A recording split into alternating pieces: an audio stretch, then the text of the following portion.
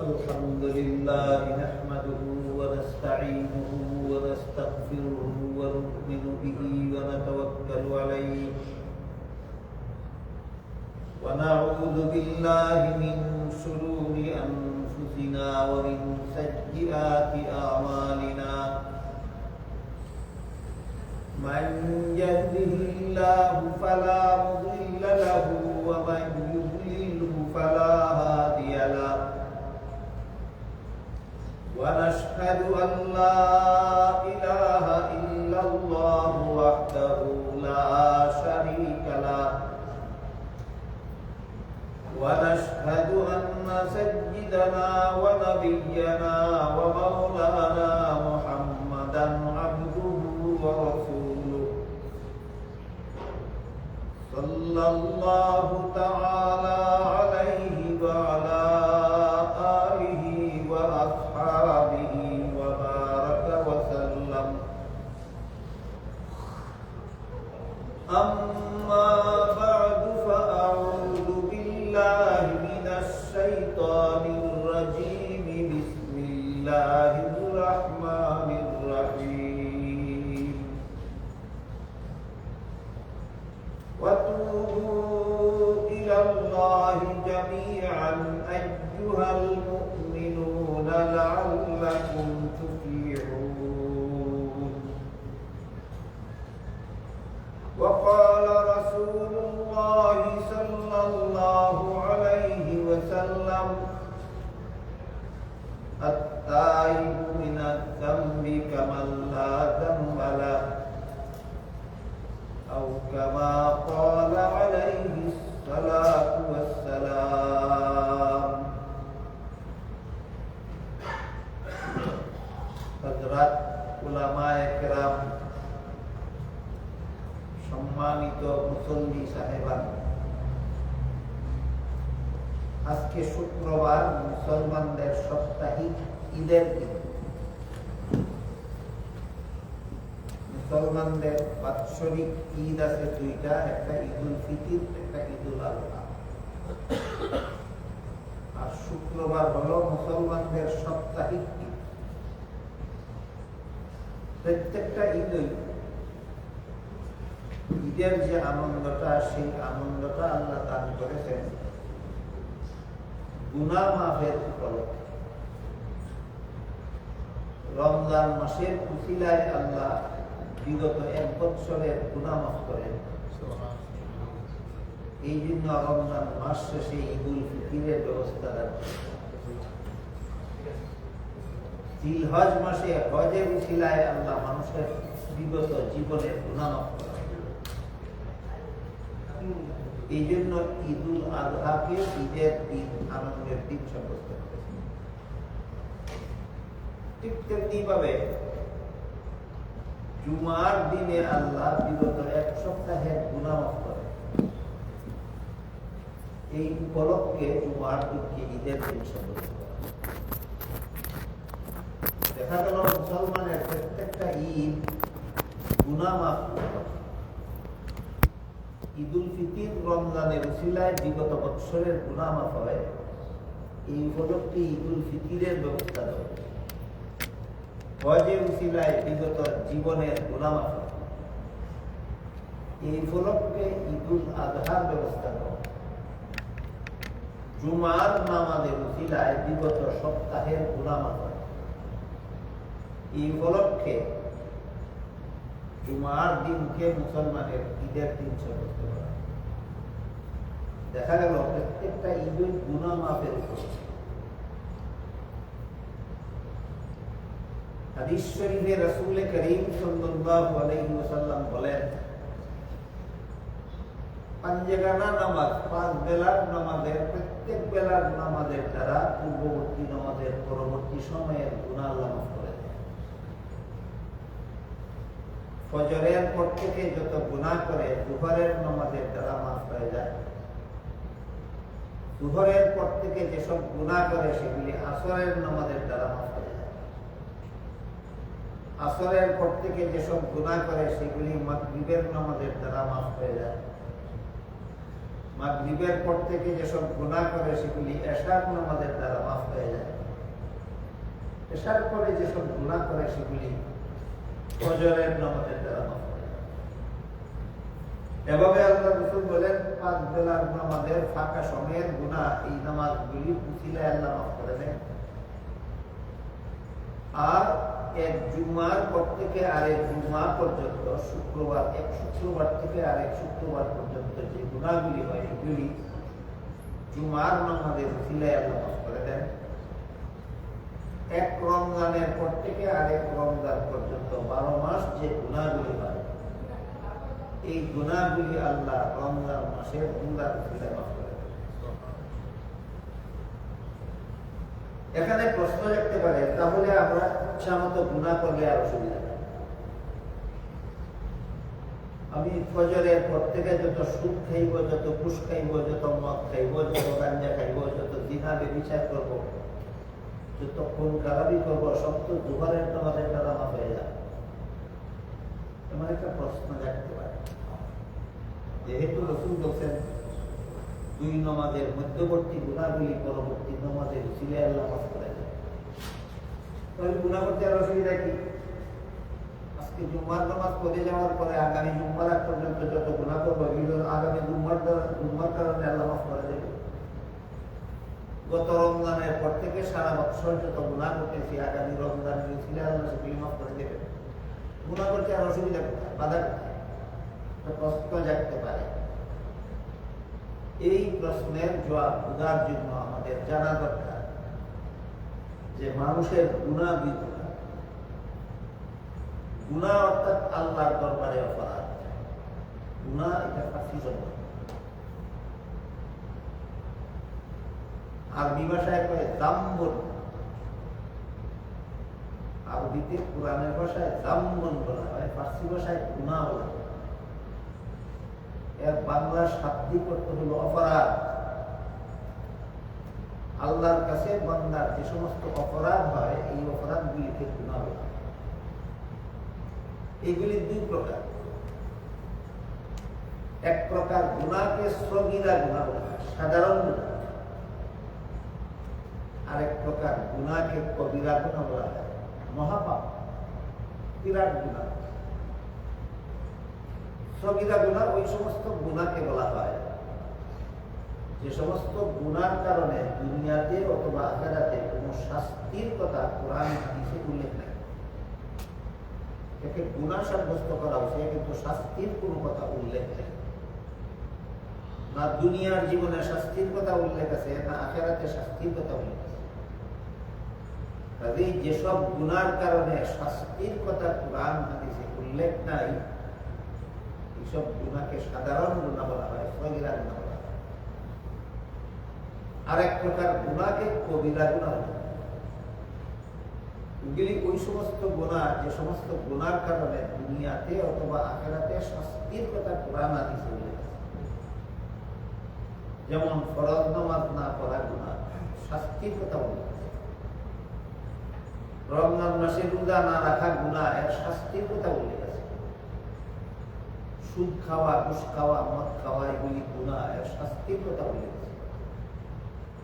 মানুষ খুন করা, সন্ত্রাস করা, জিনা ব্যভিচার করা, মানুষকে অন্যায়ভাবে কষ্ট দেওয়া, মানুষের ধন সম্পদ অন্যায়ভাবে গ্রহণ করা, এগুলি এমন গুনাহ যে গুনার জন্য শাস্তির কথা কোরআন হাদিসে উল্লেখ আছে। যেসব গুনার কারণে শাস্তির কথা উল্লেখ আছে এগুলিকে কবিরা গুনাহ বলা হয়।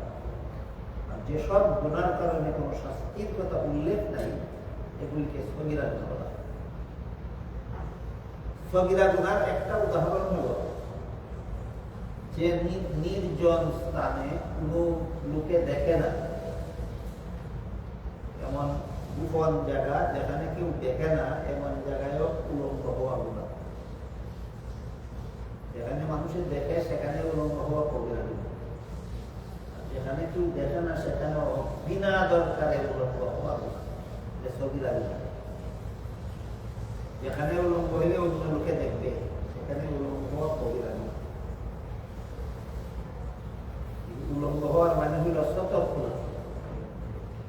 পুরুষের নাভির থেকে হাঁটু পর্যন্ত শত, অর্থাৎ দেখে না খরচ।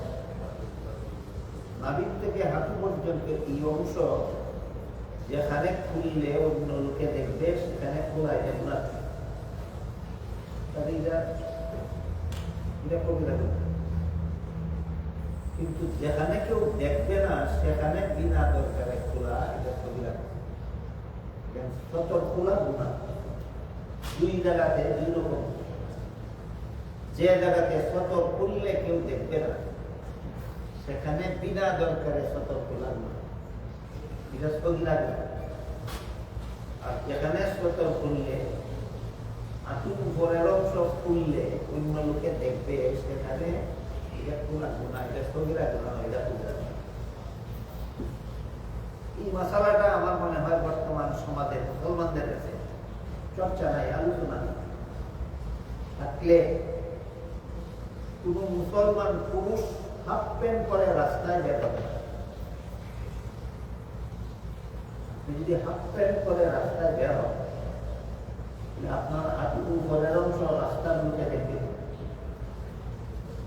যেখানে এটা হালাল না হাফ প্যান্ট দিয়ে রাস্তায় বের হওয়া যেটা কবিরা গুনাহ। যতক্ষণ পর্যন্ত আপনার হাঁটুর অংশ রাস্তার মানুষ দেখতে থাকবে ততক্ষণ পর্যন্ত আপনার আমল নামায় কবিরা গুনাহ লেখা হবে না। এই বিষয়গুলি খুঁটিনাটি বিস্তারিতভাবে আলোচনা না হবার কারণে আমার মনে হয় বর্তমান সমাজে অনেক, বিশেষ করে এই নতুন প্রজন্ম, নিউ জেনারেশন, তারা জানেই না যে অন্য লোকের সামনে হাঁটুর উপরের অংশ খোলা হওয়া, জানেই না। ইচ্ছা মতো হাত প্যান্ট করে রাস্তায় ঘোরাফেরা করে, যতদিন আরাম, যতক্ষণ পর্যন্ত ঘোরাফেরা করে ততক্ষণ পর্যন্ত আরামের আমাদের বুঝার ব্যাপার।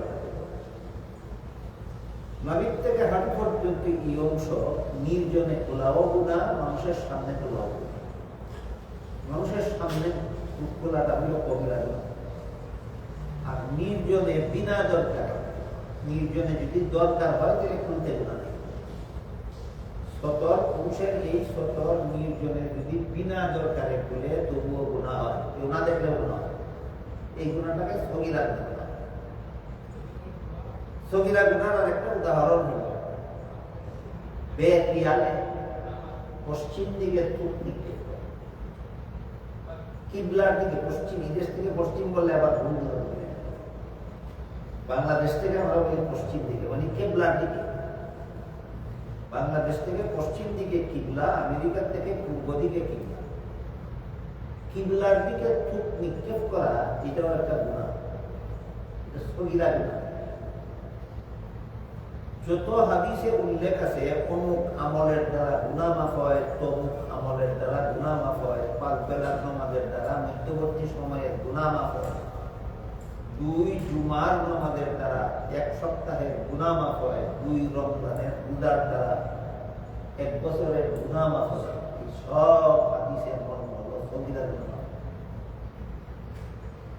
কোন আমলের দ্বারা গুনাহ মাফ হয়, যত হাদিসে বলা হয়েছে সবগুলি হাদিসের মর্ম হলো সগীরা গুনাহ। যত সগীরা গুনাহ বন্ধ করে আল্লাহ তার এর কারণে তাকে শাস্তি দিতে চান না, কোন না কোন নেক আমলের উসিলায় আল্লাহ নিজের থেকে মাফ করে। এই বিধানের আওতায় হইল এক ফরজ নামাজ থেকে আরেক ফরজ নামাজ পর্যন্ত যে গুনাহ বন্ধ করে 5 বেলা ফরজ নামাজের দ্বারা আল্লাহ মাফ করে দেন। কি বললাম, সগীরা গুনাহগুলি না সগীরা গুনাহ? এক জুম্মা থেকে আরেক জুম্মা পর্যন্ত বান্দা যত গুনাহ করে জুম্মার নামাজের উসিলায় আল্লাহ মাফ করে দেন। সগীরাগুলি না সগীরাগুলি? এক রমজান থেকে আরেক রমজান পর্যন্ত যত গুনাহ আমরা করি রমজানের রোজার উসিলায় আল্লাহ মাফ করে দেন। সগীরাগুলি না সগীরাগুলি না সগীরাগুলি? সগীরা গুনাহ আল্লাহ বান্দার কোনো না কোনো নেক আমলের উসিলায় মাফ করে দেন। কিন্তু কবিরা গুনাহ মাফের ব্যবস্থা এটা না। জোহরের নামাজের উসিলায় আল্লাহ ফজরের পর থেকে যত কবিরা গুনাহ করেছিলাম 100 মাফ করে দেন। আসরের নামাজের উসিলায় জোহরের পরে যত কবিরা গুনাহ করলাম 100 মাফ। ফজরের নামাজের উসিলায় এশার পর থেকে যত কবিরা গুনাহ করলাম 100 মাফ। সগীরা গুনাহ মাফের ব্যবস্থা হলো নেক আমল, আর কবিরা গুনাহ মাফের ব্যবস্থা হলো তওবা। এটা আমাদের মনে রাখবে। দুই প্রকার গুনাহ মাফের ব্যবস্থা দুইটা। সগীরা গুনাহ মাফের ব্যবস্থা নেই কেমন? যেগুলো নেক আমলে উসিলা আল্লাহ তাআলা সমস্ত সগীরা গুনাহ মাফ করেছে। কবিরা গুনাহ নেক আমলের উসিলায় মাফ। কবিরা গুনাহ মাফের জন্য তওবার দরকার। কিন্তু বর্তমান সমাজে তওবার ব্যাপারটাও আলোচনা কম হয়, এবং আমার মনে হয় বর্তমান সমাজের বেশিরভাগ মুসলমান গুনাহ করতে জানে কিন্তু তওবা করতে জানে না। গুনাহ করার ইচ্ছা আছে, তওবা করার ইচ্ছা নেই। অথচ আল্লাহ পাক রব্বুল আলামিন বলেন ওয়াতুবু ইলাল্লাহি জামিআন আইয়ুহাল মুমিনুনা লাআল্লাকুম তুফলিহুন। হে মুমিন মুসলমানেরা, তোমরা আল্লাহর কাছে তওবা। হাদিস শরীফে রাসূল করিম সাল্লাল্লাহু আলাইহি ওয়াসাল্লাম বলেন আত-তাইবু মিনাজ যামবি কামান লা যামবা। গুনাহগার যখন তওবা করে তখন আল্লাহ তার আমলনামা থেকে গুনাহগুলি মুছে দেয়। সগীরা গুনাহ নেক আমলের উসিলায় মাফ হয়, আর কবিরা গুনাহ তওবা করলে করে মাফ হয়। কিন্তু তওবা কাকে বলে আমার মনে হয় বেশিরভাগ মুসলমানের জানা নেই। অনেক মুসলমানে জানেন আমি তওবা করলাম বললেই তওবা হয়, বুঝলাম। কেউ যদি বলে আমি উযু করলাম তবে কি উযু হয়ে যায় না হাত মুখ ধুইতে হয়? আপনারা কি জানেন? উযু করতে হলে কি হাত মুখ ধুইতে হয় না উযু করলাম বললেই উযু হয়ে যায়? হাত মুখ ধুইতে হয়। ঠিক তেমনি ভাবে তওবা করলাম বললেই তওবা হয়ে যায়। 6টা কাজ করতে হয়। উযুর বেলায় মুখ ধুইতে হয়, এটা এক ফরজ। হাত ধুইতে হয়, এটা আরেক ফরজ। মাথা মসে করতে হয়, সেটা আরেক ফরজ। পা ধুইতে হয়, এটা আরেক ফরজ। এগুলি আদায় করলে উযু করলাম বলতে হবে না, এমনি উযু হয়ে যায়। ঠিক তেমনি ভাবে যেভাবে 4 ফরজ আদায় করলে উযু হয়, উযু করলাম বলতে হয় না, তেমনি ভাবে তওবার 6টা কাজ আছে। 6টা কাজ করলে তওবা হয়ে যায়, তওবা করলাম বলতে হয়। 4 ফরজে উযু হয়, 6 কাজে তওবা হয়। এটাকে আমরা মনে রাখবো। 4 ফরজে উযু হয়, 6 কাজে তওবা। 4 ফরজ আদায় না করলে উযু করলাম বললেই উযু হয় না। 6 কাজ না করলে তওবা করলাম বললেই তওবা হয়। তাই আমরা বুঝিনি কোন 6টা কাজ করলে তওবা। তওবার 6 কাজের প্রথম কাজ হল গুনার জন্য আল্লাহর কাছে লজ্জিত, নিজেকে নিজে আল্লাহর দরবারে অপরাধী, শাস্তিযোগ্য আসামি মনে করা। আমি গুনাহ করেছি, আল্লাহর দরবারে অপরাধ করেছি, আল্লাহর দরবারে শাস্তিযোগ্য আসামি হয়েছি। এর জন্য আল্লাহর কাছে লজ্জিত হওয়া, অনুতপ্ত হওয়া, অনুতপ্ত হওয়া। আর যদি গুনার কারণে কোনো হায়া লজ্জাই লাগে না, গুনার কারণে আল্লাহর কাছে লাগে না, আফসোসই হয় না। সুদ যে খায় এই জন্য কোনো আফসোস নাই, ঘুষ যে মদ যে খায় এই জন্য কোনো আফসোস নাই। গুনার কারণে যার মনে আফসোস হায় হায় করলাম কি, আমি আল্লাহর অপরাধী হয়ে গেলাম, এই আফসোস, এই আক্ষেপ যার অন্তরে জাগে না, তার তওবা হয়। গুনার 6 কাজের প্রথম কাজ হল গুনার কারণে আল্লাহর কাছে লজ্জিত হতে হবে, অনুতপ্ত হতে হবে এবং অনুসূচিত হতে হবে। 2 নম্বর কাজ, গুনার অভ্যাসটা ছেড়ে দিতে হবে। গুনার অভ্যাস চালু থাকা অবস্থায় তওবা। একদিকে ব্যাংকে আমার সুদী অ্যাকাউন্ট খোলা আছে, ডেলি আমার ইন্টারেস্ট ব্যাংকে জমা হচ্ছে। উপর দিকে মসজিদে এসে ইমাম সাহেবের পিছনে হাত তুলে মনে যাতে বললাম আল্লাহ যত সুদের কারবার করছিলাম অতীত জীবনে, আমি অপরাধ করেছি, গুনাহ করেছি, মাফ করে দাও। ওই দিক দিয়ে সুদের অ্যাকাউন্ট খোলা আছে, তওবা হলো না।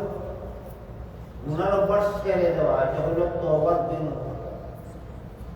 তওবার 1 নম্বর কাজ হল গুনার জন্য আল্লাহর কাছে অনুতপ্ত হওয়া, লজ্জিত হওয়া। তওবার 2 নম্বর কাজ হল গুনার অভ্যাসটা চালু রাখা না ছেড়ে দেওয়া। এটা আমাদের গুনার অভ্যাসটা ছেড়ে দেওয়া। এবার হাদিস শরীফে একটা ঘটনা আছে, চমৎকার।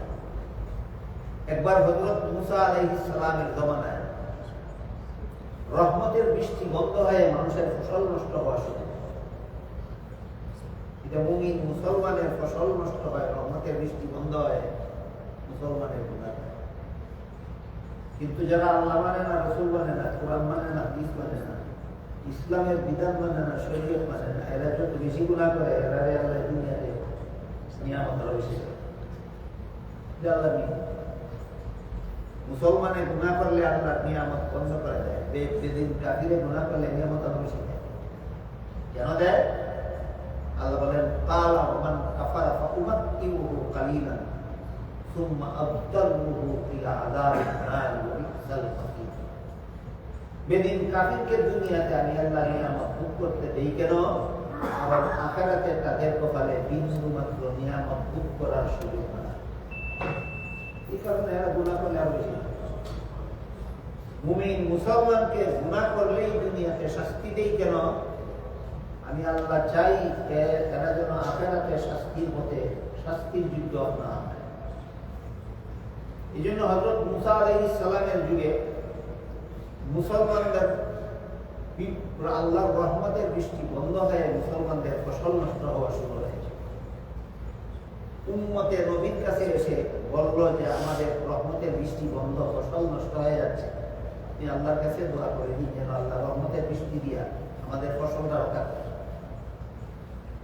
নবী বললেন মুসলমানের গুনার কারণে অনেক সময় আল্লাহ রহমতের বৃষ্টি বন্ধ করে ফসল।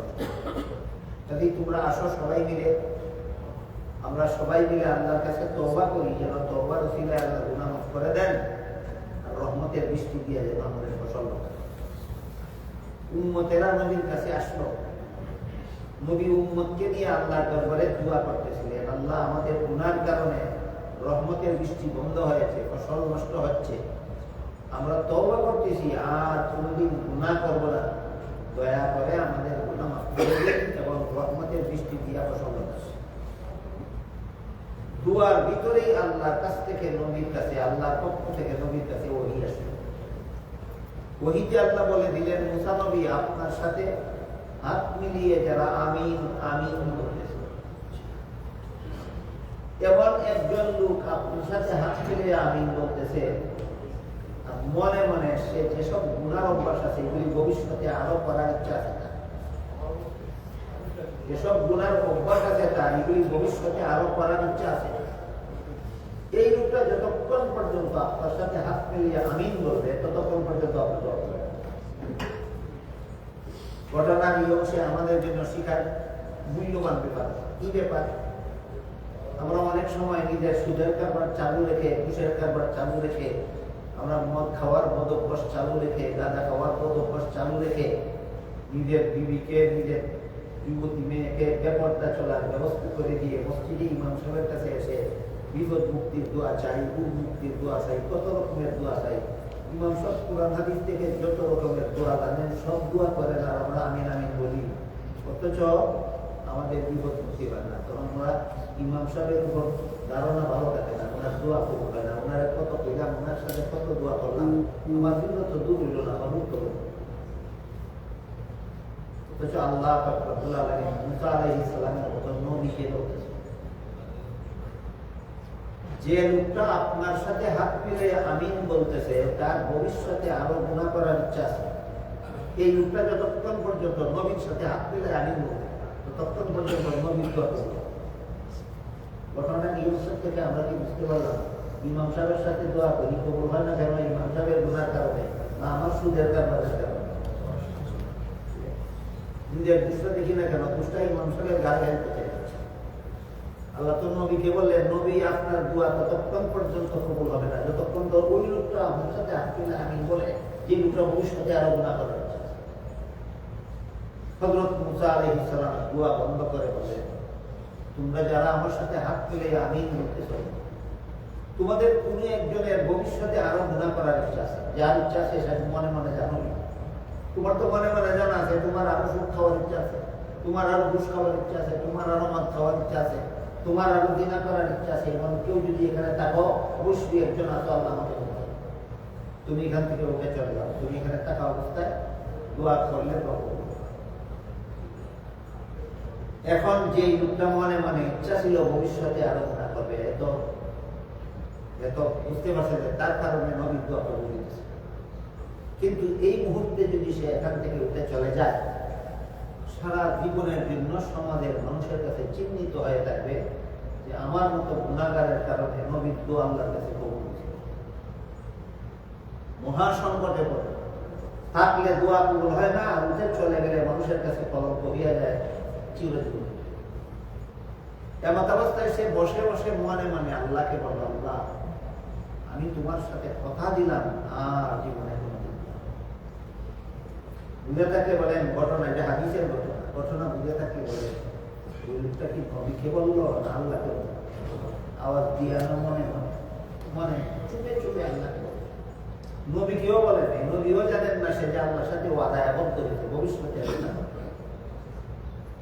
আল্লাহর সাথে সাথে বৃষ্টি নাজিল করে। এই লোকগুলি এখানে থাকা অবস্থায় বৃষ্টি শুরু হয়। মুসা আলাইহিস সালাম আল্লাহকে জিজ্ঞাসা করলেন, আল্লাহ আপনি বললেন একটা লোকের ইচ্ছা আছে ভবিষ্যতে আরো গুনাহ করা, তার কারণে বৃষ্টি হবে না। এই লোক তো এখান থেকে গেল না, বৃষ্টিটা হবে কি হবে? আল্লাহ বললেন, মুসা নবী যে পাপিষ্টের কারণে আমি রহমতের বৃষ্টি বন্ধ রেখেছিলাম, সেই পাপিষ্টের কারণে বৃষ্টি তাড়াতাড়ি দিলাম। নবী আল্লাহকে জিজ্ঞেস করলেন, পাপিষ্ট কি করলো? আল্লাহ বলেন, পাপিষ্ট মনে মনে আমি আল্লাহর সাথে ওয়াদা করলো ভবিষ্যতে আর গুনাহ করবে না। এই ঘটনার থেকে আমরা কি বলবো না, গুনাহ চালু থাকলে তওবা হয় না, গুনাহ করবো না আল্লাহর সাথে ওয়াদা করতে হবে। তওবার 2 নম্বর কাজ। তওবার 1 নম্বর কাজ হলো গুনার জন্য লজ্জিত হওয়া। তওবার 2 নম্বর কাজ হলো গুনার অভ্যাসটা ছেড়ে দেওয়া। 3 নম্বর কাজ হলো গুনার অভ্যাস ছেড়ে দেওয়া। 3 নম্বর কাজ হলো ভবিষ্যতে আর গুনাহ করবে না বলে আল্লাহর সাথে ওয়াদা করা। 1 নম্বর লজ্জিত হওয়া, 2 নম্বর অভ্যাস ছেড়ে দেওয়া, অতীতের অভ্যাসটা ছেড়ে দেওয়া, 3 নম্বর ভবিষ্যতে গুনাহ করবো না এই মতে আল্লাহর সাথে ওয়াদা করা। 4 নম্বর কাজ হলো যেসব আমল না করলে গুনাহ হয়, যেমন 5 বেলা নামাজ না পড়লে গুনাহ হয়, জুমার নামাজ না পড়লে গুনাহ হয়, রমজান মাসে রোজা না রাখলে গুনাহ হয়। যেসব আমল না করলে গুনাহ হয় এইগুলি যদি কাজা করার নিয়ম থাকে শরীয়তে, এইগুলি কাজা করে তো ফজরের নামাজ পড়লাম না, জোহরের আগে তওবা করলাম, এই তো যতক্ষণ পর্যন্ত ফজরের নামাজ পড়া না হয়। ফজরের নামাজ ফজরের সময় পড়লাম না, টাইম মতো পড়লাম না, পরবর্তীতে পড়তে হবে। টাইম পার করে পড়ার নাম কাজা করা। টাইম মতো পড়াকে পরিভাষায় বলে আদায় করা। ফজরের নামাজ ফজরের সময় পড়লাম, নামাজ আদায় করলাম। ফজরের নামাজ দুপুরের সময় পড়লাম, বুঝে থাকতে বলেন আদায় করলাম না কাজা করলাম।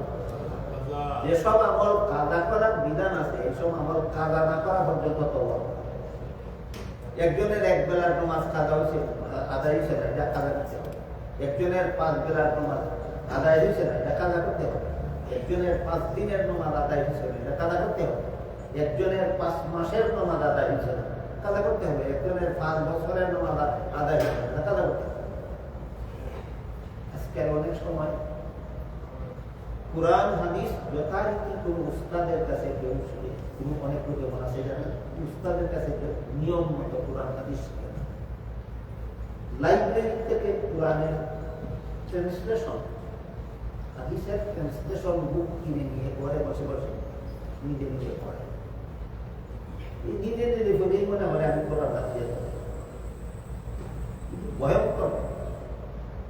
আমি আপনাদের জিজ্ঞাসা করি, মেডিকেল কলেজে লেখাপড়া না করে কেউ যদি লাইব্রেরি থেকে মেডিকেল কলেজের পাঠ্য বইয়ের অনুবাদ কিনে নিজে নিজে পরে যদি অপারেশন করা শুরু করে কি হবে? রুগীর মরণ ছাড়া কোনো তুমি নিজে নিজে ডাক্তার, তুমি ডাক্তারকে লেখাপড়া করে ডাক্তার না, তোমার চিকিৎসায় রুগী মরতে হবে। যেমন ভাবে যথারীতি মেডিকেল কলেজে লেখাপড়া করে সার্টিফিকেট গ্রহণ না করলে, প্রশিক্ষণ গ্রহণ না করলে, এই বই পড়ে নিজে নিজে বই পড়ে ডাক্তার ডাক্তার হওয়া যায় না, ঠিক তেমনি ভাবে মাদ্রাসায় যথারীতি উস্তাদদের কাছে কোরআন হাদিস লেখাপড়া করিয়া পরীক্ষা দিয়া পাস করিয়া প্রশিক্ষণ গ্রহণ না করা পর্যন্ত তুমি নিজে নিজে হাদিসের ট্রান্সলেশন করলে তুমি ডাক্তার ছিল জানের দুশ্মন, তুমি হইবা ইমানের দুশ্মন। আজকাল এইরকম ইসলামী পণ্ডিত আছে অনেক, যারা কোনো মাদ্রাসায় পড়ে না, কোনো উস্তাদের কাছে শিখে না, নিজে নিজেই ট্রান্সলেশন গ্রন্থ লাইব্রেরিতে গেলে নিজে নিজেও পড়াশোনা শুরু করে দেয়। এইরকম কিছু লোকে বলে যে অতীত জীবনে যদি 6 মাসের নামাজ না পড়া হয়ে থাকে এটা কারা করা, অতীত জীবনে যদি 6 বছরের নামাজ না পড়া হয়ে থাকে এটা কারা করা। আমরা একটু হাদিসের আলোকে বুঝার চেষ্টা করি কাদা করা লাগবে। এক হাদিসে রাসূল করিম সাল্লাল্লাহু আলাইহি ওয়াসাল্লাম বলেন, এই যে নামাজ পড়া ইবাদত বন্দেগীগুলি বান্দার কাছে আল্লাহর প্রাপ্য, আল্লাহর পাওনা, আল্লাহর হক। আল্লাহ রাসূল বলেন, যেই বান্দা আল্লাহর প্রাপ্য পরিশোধ করে, যে আল্লাহর পাওনা আদায় করে দিবে, আল্লাহ তাকে জান্নাত দান করবে। হাদিসটা বলে থাকে, বলুন তো 5 বেলার নামাজ আমার কাছে আল্লাহর পাওনা কিনা? পাওনা দিলেন 5 বেলার নামাজ আমার কাছে আল্লাহর পাওনা কিনা? সময় মতো দিতে পারলাম না, এই কারণে আর দেওয়া লাগবে না, এটা কোনো যুক্তি নেই। আপনি একজনের কাছে 50 লক্ষ টাকা পাবেন, 1 মাসের ভিতরে দেওয়ার কথা ছিল, 1 মাস পার হয়ে গেল, 6 মাস চলে গেল, দিল না, এই কারণে আর পেট করিল না। কোনো দুধের যুক্তি দিতে পারে? এক লোকের কাছে আপনার 50 লক্ষ টাকা প্রাপ্য ছিল, 1 মাসের ভিতরে দিয়ে দেওয়ার কথা ছিল, 1 মাস পার হয়ে গেছে দিল, 6 মাস পার হয়ে গেছে দিল, 6 মাস পার হয়ে গেলে প্রাপ্য থাকে না? তাহলে নামাজ আমার কাছে আল্লাহ প্রাপ্য, 6 মাস না হলে থাকলে আল্লাহ প্রাপ্য থাকে না। এটা হলো ওই ডাক্তারের মতো যে মেডিকেল কলেজে লেখাপড়া করে ডাক্তার হয়েছে না, নিজের বই দিয়ে ডাক্তার। এইভাবে যারা নিজের হাদিস দিয়ে পণ্ডিত হয়, এরা নামাজ 6 মাসের নামাজ কাদা হয়ে গেলে, 6 বছরের নামাজ কাদা হয়ে গেলে আল্লাহ আগুলে দেওয়া লাগে, আল্লাহ পাওয়া থাকে। এগুলি ভুল কথা। এই জন্য তওবার 4 নম্বর কাজ হলো, তোমার কাছে আল্লাহ যে আবাদত পাওনা বাকি দিছে পাওনা পরিশোধ করো। ফজরের নামাজ পড়ছো না, ফজরের নামাজ তোমার কাছে আল্লাহ পাওনা পরিশোধ। 6 মাস নামাজ পড়ছো না, 6 মাসের নামাজ তোমার কাছে আল্লাহ পাওনা দিছে পরিশোধ করো, তাহলে তোমার তওবা কবুল হবে না। তোমার 6 বছর নামাজ পড়ছো না, ভাই সাবালক হওয়ার পরে 6 বছরের পাওনা আল্লাহ পরিশোধ করো না, হলে তোমার তওবা হবে। এগুলো 4 নম্বর কাজ। তওবার 5 নম্বর কাজ হলো, কোনো বান্দার কোনো পাওনা যদি আমার কাছে, একজন আমার কাছে 5,000 টাকা পাবে, একজন 5 লক্ষ টাকা পাবে, একজন 5 কোটি টাকা পাবে, একজন 5 টাকা পাবে। বান্দার পাওনা পরিশোধ না করলে, তওবা করলে তওবা। বান্দার 50 লক্ষ টাকা আপনি পাওনা দিলেন না, আর আল্লাহকে বললেন তওবা করলাম, আল্লাহ যদি মাফ করে দেয় তাহলে তার পাওনা বাঁচানো দিব না, দিব কে? আল্লাহ বলেন, আমার বান্দার পাওনা না দেওয়া পর্যন্ত তোমার তওবাও নাই, তওবা হবে। কাজেই কোনো বান্দার যদি কথাকে এটা পরিশোধ করো, কোনো বান্দাকে যদি অন্যায়ভাবে কষ্ট দিয়ে থাকো, তাকে মাপ চেয়ে তাকে খুশি করবে। এই জিনিসটা আজকাল বর্তমান মুসলমান সমাজে যথেষ্ট পরিমাণে পাওয়া। কাউকে কষ্ট দিল, অন্যায়ভাবে কাউকে কষ্ট দিলে এমন গুণা হয় যে গুণা আল্লাহ তওবা করলে মাফ করে না। যতক্ষণ পর্যন্ত যারে কষ্ট দেওয়া হইল তার কাছে মাফ চাইয়া খুশি না করা, সে যদি খুশি হইয়া মাফ দেয় তবেই আপনার তওবা কবুল হবে, গুনাহ মাফ হবে। আর বান্দাকে কষ্ট দিয়েছেন, আপনি তাকে মাফ চাইয়া খুশি করলেন না, আল্লাহর কাছে সারা জীবন তওবা করলেও আপনার এই গুনাহ। আল্লামা তুকি উসমানী দামাত বারাকাতুহু বর্তমান দুনিয়া আঙ্গুলে গোলার মতো টপ লেভেলের আলিম মনে মধ্যে পাকিস্তানের আল্লামা তুকি উসমানী, তিনি এক কিতাবে লিখেছেন যে আমার বাবার সংসারটা ছিল মধ্যবিত্ত সংসার, এত বড় গরিবও না যে মানুষের কাছে হাত পাততে হয়, আর এত ধনীও না যে আমরা ইচ্ছা মতো খরচ করতে পারি, হিসাব করে খরচ করতে পারি। তো উসমানী লেখেন যে আমাদের পরিবারের সকলের জন্য একটা মাত্র বাথরুম ছিল, টয়লেট, ওয়াশরুম বলেন, আপনারা কি বলেন? তোমরা বলে বুঝেন ওয়াশরুম। আল্লাহ কি বলেন, আমাদের পরিবারের সকলের জন্য একটা মাত্র ওয়াশরুম। সেখানে টয়লেটিং করার পরে সাবান দিয়ে হাত ধোয়ার পরে টয়লেট ছিল, টয়লেট দিয়ে আমার বাবা মুক্তি শফি টয়লেটিং করে হাত মুছার সময় টয়লেটটা হয়ে গেছে। টয়লেটের বাইরে এসে ওয়াশরুমের বাইরে এসে অন্যখানে টয়লেট, পরিবারের সবাইকে একত্র করে জিজ্ঞাসা করলেন টয়লেটটা বাথরুমের ভিতরে থাকা এটা বাইরে রাখলো, একজনে বললো আমি। তিনি বললেন এর দ্বারা তুমি আমাকে কষ্ট হচ্ছে, বলেন আপনার ব্যবহারের জিনিস আপনার তারা নির্ধারিত স্থান থেকে অন্যখানে সরাই রাখলে আপনার কষ্ট হবে না, কষ্ট হবে না। তিনি বললেন তুমি আমাকে কষ্ট করছো, এই জন্য কিয়ামতের দিন তোমার সওয়াব আমাকে দিতে হবে আর আমার গুনাহ তোমাকে দিতে হবে যদি আমি মাফ না করি। তোমরা আমার পরিবারের সদস্য হওয়ার কারণে, আমার ফ্যামিলি মেম্বার হওয়ার কারণে মাফ করে দিলাম, তো জেনে রাখো কিয়ামতের দিন বাবা ওখানে মাফ করবে না।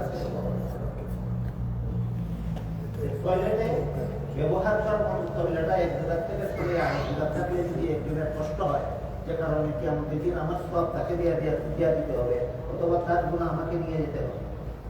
তাহলে আমি মসজিদে ঢুকার সময় আমার জুতাগুলি যেখানে রাখলাম সেখান থেকে জুতাগুলি আমাকে না বলে আপনি নিয়ে গেলেন উজু করার জন্য, আমি বের হওয়ার সময় জুতাগুলি আমার জায়গাতে না দিয়ে আপনি যে বেড়ে সামলেন, অন্যায়ভাবে কষ্ট অভিযোগ।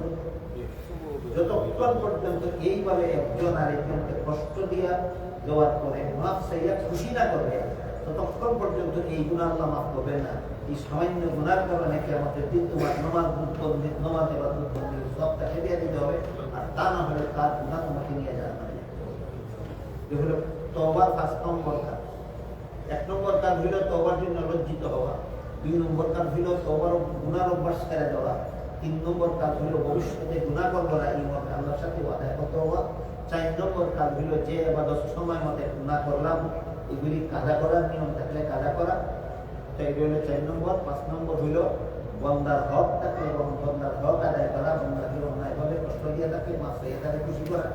৬ নম্বর কাজ হইল আল্লাহর কাছে অনুনয় বিনয় করে মাফ চাওয়া, অনুনয় বিনয় করে কান্নাকাটি করে মাফ চাওয়া, কান্না না আসলে কান্নার ভঙ্গি করে মাফ চাওয়া।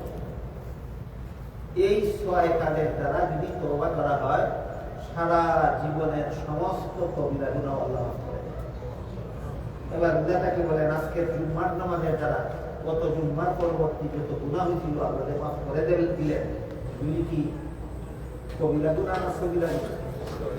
কবিরা গুনাহ সগীরা গুনাহ মাফের ব্যবস্থা হইল নেক আমল, আর কবিরা গুনাহ মাফের ব্যবস্থা হইল তওবা। আল্লাহ আপনাদের আমাদের সবাইকে তওবার মাধ্যমে জীবনের কবিরা গুনাহগুলি মাফ করাইয়া জাহান্নামের শাস্তির যোগ্যতা থেকে মুক্ত হইয়া যেন দুনিয়া থেকে বিদায় হওয়ার তৌফিক দান করেন। আমিন। সুবহান রাব্বিকা রাব্বিল ইজ্জাতি আম্মা ইয়াসিফুন ওয়া সালামুন আলাল মুরসালিন।